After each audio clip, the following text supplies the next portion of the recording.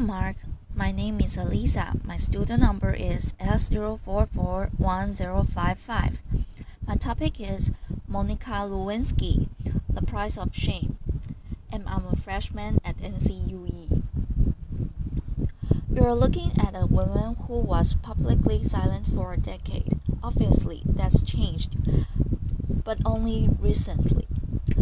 It was several months ago that I gave my very first major public talk at the Forbes 30 Under 30 Summit. 1,500 billion people all under the age of 30. That meant that in 1998, the oldest among the group were only 14, and the youngest just 4. I joked with them that some might only have heard of me from rap songs. Yes, I mean rap songs. Almost 40 rap songs. Laughter. But the night of my speech, a surprising thing happened. At the age of 41, I was hit on by a 27-year-old guy. I know, right? He was charming and I was flattered. And I declined. You know what his unsuccessful pickup line was? He could make me feel 22 again. Laughter. A pause. I realized later that night, I'm probably the only person over 40 who does not want to be 22 again. Laughter. A pause. At the age of 22, I fell in love with my boss. And at the age of 24, I learned the devastating consequences. Can I see a show of hands of anyone here who didn't make a mistake or do something they regretted at 22? Yep, that's what I thought. So like me, at 22, a few of you may have also taken wrong turns and fallen in love with the wrong person. Maybe even your boss. Unlike me, though, your boss probably wasn't the President of the United States of America. Of course, life is full of surprises. Not a day goes by that I'm not reminded of my mistake. And I regretted that mistake deeply. In 1998, after having been swept up into an improbable romance, I was then swept up into the eye of a political, legal, and media maelstrom like we had never seen before. Remember, just a few years earlier, news was consumed by just 3 places: reading a newspaper or magazine, listening to the radio, or watching television. That was it. But that wasn't my fate. Instead, this scandal was brought to you by the digital revolution. That meant we could access all the information we wanted, when we wanted, anytime, anywhere, and when the story broke in January 1998, it broke online. It was the first time the traditional news was usurped by the internet for a major news story, a click that reverberated around the world. What that meant for me personally was that overnight I went from being a completely private figure to a publicly humiliated one worldwide. I was patient zero of losing a personal reputation on a global scale almost instantaneously. This rush to judgment, enabled by technology, led to mobs of virtual stone throwers. Granted, it was before social media, but people could still comment online, email stories, and of course, email cruel jokes. News sources plastered photos of me all over to sell newspapers, banner ads online, and to keep people turned to the TV. Do you recall a particular image of me, say, wearing a beret? Now, I admit I make mistakes, especially wearing that beret. But the attention and judgment that I received, not the story, but that I personally received, was unprecedented. I was branded as a tramp, tart, slut, whore, bimbo, and of course, that woman. I was seen by many, but actually known by few, and I got it, and I get it. It was easy to forget that that woman was dimensional, had a soul, and was once unbroken. When this happened to me 17 years ago, there was no name for it. Now we call it cyberbullying and online harassment. Today, I want to share some of my experience with you. Talk about how that experience has helped me shape my cultural observations, and how I hope my past experience can lead to a change that results in less suffering for others. In 1998, I lost my reputation and my dignity. I lost almost everything, and I almost lost my life. Let me paint a picture for you. It is September of 1998. I'm sitting in a windowless office room inside the office of the Independent Council underneath humming fluorescent lights. I'm listening to the sound of my voice on surreptitiously taped phone calls that a supposed friend had made the year before. I'm here because I've been legally required to personally authenticate all 20 hours of taped conversation for the past 8 months. The mysterious content of these tapes has hung like the sword of Damocles over my head. I mean, who can remember what they say a year ago? Scared and mortified, I listened as I prattled on about the flotsam and jetsam of the day. Listen as I confessed my love for the president and, of course, my heartbreak. Listen to my sometimes catty, sometimes churlish, sometimes silly self being cruel, unforgiving, uncouth, listen deeply, deeply ashamed, to the worst version of myself, a self I don't even recognize. A few days later, the Star report is released to Congress, and all of those tapes and transcripts, those stolen words from a part of it.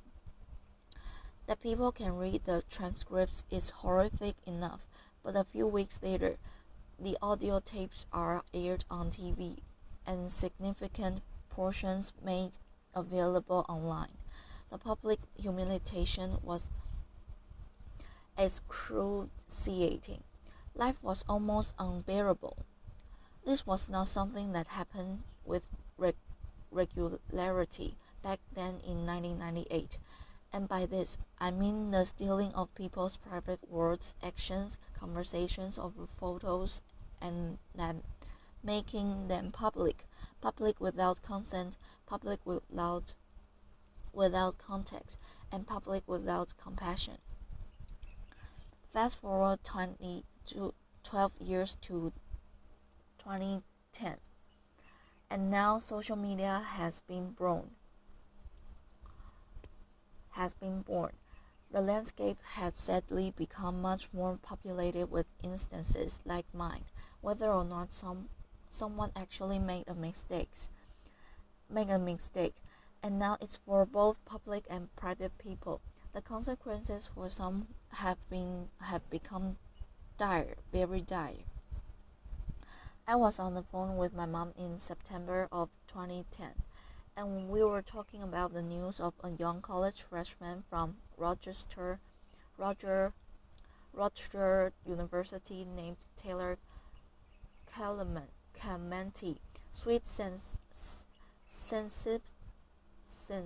sensitive, creative Taylor was secretly webcamed by his roommate while being intimate with another man. When the online world learned of this incident, radical and cyberbullying ignited.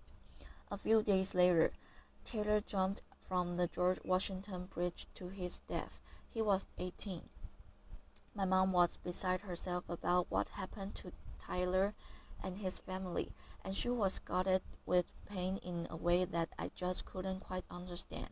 And then eventually, I realized she was reliving 1998, reliving a time when she sat by my bed every night, reliving a time when she made me shower with the bathroom door open, and reliving a time when both of my parents feared that I would be humiliated to death, literally.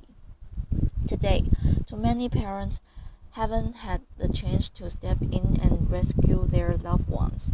Too many have learned of their children's suffering and humiliation after it was too late. Tyler's tragic, senseless death was a turning point for me. It served to recontextualize my experiences, and I then began to look at the world of humiliation and bullying around me and see something different. In 1998, we had no way of knowing where this brave new technology called the internet would take us. Since then, it has connected people in unimaginable ways, joining lost siblings, saving lives, launching revolutions, but the darkness, cyberbullying, and slut-shaming that I experienced had mushroomed every day online. People, especially young people who are not developmentally equipped to handle this, are so abused and humiliated that they can't imagine living to the next day, and some, tragically, don't. And there's nothing virtual about that. Childline, a UK non-profit that's focused on helping young people on various issues, released a staggering statistic late last year. From 2012 to 2013, there was an 87% increase in calls and emails related to cyberbullying. A meta-analysis done out of the Netherlands showed that for the first time, cyberbullying was leading to suicidal ideations, more significantly than offline bullying. And you know what shocked me? Although it shouldn't have, was other research last year that determined humiliation was a more intensely felt emotion than either happiness or even anger. Cruelty to others is nothing new, but one, technologically enhanced shaming is amplified, uncontained, and permanently accessible. The echo of embarrassment used to extend only as far as your family, village, school, or community. But now it's the online community too. Millions of people, often anonymously, can stab you with their words, and that's a lot of pain. And there are no parameters around how many people can publicly observe you and put you in a public stockade. There is a very personal price to public humiliation, and the growth of the internet was jacked up that price. For nearly 2 decades now, we have slowly been sowing the seeds of shame and public humiliation in our cultural soil, both on and offline. Gossip websites, paparazzi, reality programming, politics, news outlets, and sometimes hackers all traffic in shame. It's led to desensitization and a permissive environment online which lends itself to trolling, invasion of privacy, and cyberbullying. This shift has created what Professor Nicholas Mills calls a culture of humiliation. Consider a few prominent examples just from the past 6 months alone. Snapchat, the service which is used mainly by younger generations and claims that its messages only have the lifespan of a few seconds. You can imagine the range of content that gets. A third-party app which Snapchatters use to preserve the lifespan of messages was hacked, and 100,000 personal conversations, photos, and videos were leaked online to now have a lifespan of forever. Jennifer Lawrence and several other actors had their iCloud accounts hacked, and private intimate nude photos were plastered across the internet without their permission. One gossip website had over 5 million hits for this one story. And what about the Sony Pictures cyber hacking? The documents which received the most attention were private emails that had maximum public impression value. But in this culture of humiliation, there is another kind of price tag attached to public shaming. The price does not measure the cost to the victim, which Tyler had and too many others, notably women, minorities, and members of the LGBTQ community have paid. The price measures the profit of those who prey on them. This invasion of others is a raw material, efficiently and ruthlessly mined, packaged and sold at a profit. A marketplace has emerged where public humiliation is commodity and shame is an industry. How is the money made? Clicks. The more shamed, the more clicks. The more clicks, the more advertising dollars. We're in a dangerous cycle. The more we click on this kind of gossip, the more numb we get to the human lives behind it. And the more numb we get, the more we click. All the while, someone is making money off the back of someone else's suffering. With every click, we make a choice. The more we saturate our culture with public shaming, the more accepted it is. The more we will see behavior like cyberbullying, trolling, some forms of hacking, and online harassment. Why? Because they all have humiliation at their cores. This behavior is a symptom of the culture we've created. Just think about it. Changing behavior begins with involving beliefs. We've seen that to be true with racism, homophobia, and plenty of other biases. Today, in the past, as we've changed beliefs about same-sex marriage, more people have been offered equal freedoms. When we began valuing sustainability, more people began to recycle. So as far as our culture of humiliation goes, what we need is a culture revolution. Public shaming as a blood sport has to stop, and it's time for an intervention on the internet and in our culture. The shift begins with something simple, but it's not easy. We need to return to a long-held value of compassion and empathy. Online, we've got a compassion deficit and empathy crisis. Researcher Brené Brown said, and I quote, "Shame can't survive empathy. Shame cannot survive empathy. I've seen some very dark days in my life, and it was the compassion and empathy for my family, friends, professionals, and sometimes even strangers that saved me. Even empathy from one person can make a difference. The theory of minority influence, proposed by social psychologist Serge Moscovici, says that even in small numbers, when there's consistency over time, change can happen. In the online world, we can foster minority influence by becoming upstanders. To become an upstander means instead of bystander apathy.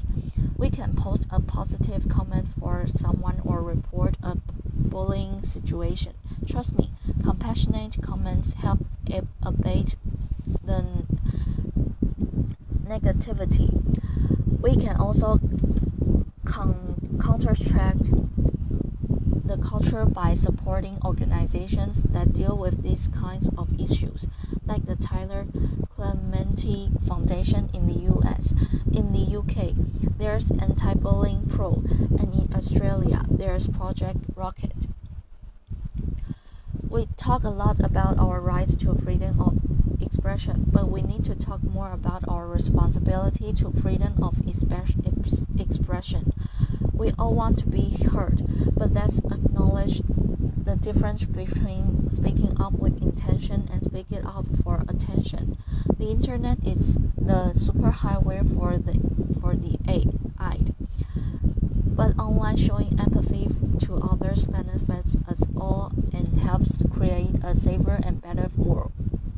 We need to communicate online with compassion, consume news with compassion, and click with compassion. Just imagine walking a mile in someone else's headline. I'd like to end on a personal note. In the past 9 months, the question I've been asked the most is why? Why now? What was I sticking my head above the parapet? You can read between the lines in those questions, and the answer has nothing to do with politics. The top note answer is because it's time. Time to stop tipping toe around my past, stop to living a life of opprobrium, and time to take back my narrative. It's also not just about saving myself. Anyone who is suffering from shame and public humiliation needs to know one thing. You can survive it. I know it's hard. It may not be painless, quick, or easy, but you can insist on a different ending to your story. Have compassion for yourself. We all deserve compassion, and to live both online and off in a more compassionate world. Thank you for listening. A pause.